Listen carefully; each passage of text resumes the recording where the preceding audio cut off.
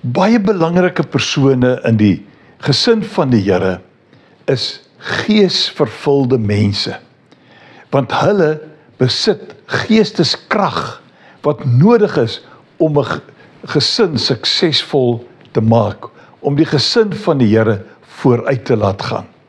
In Handelinge 13 vers 52 staan daar, die gelowiges in Antiochië was vol blydskap en vol van die Heilige Gees.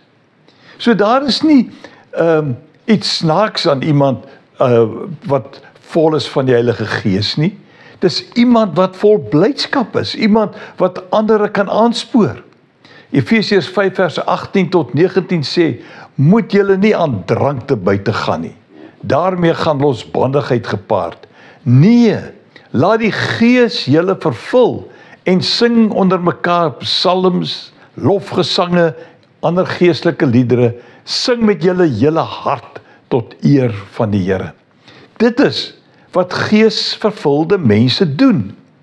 Handelinge 1 vers 8 sê, julle sal krag ontvang wanneer die Heilige Gees oor julle kom.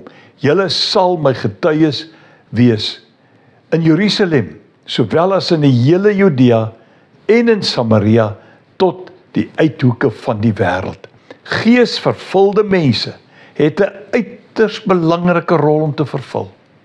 Daardie mense word deur die Here gebruik om 'n boodskap van verlossing oor die hele wêreld te versprei, onder alle omstandighede, vir alle mense.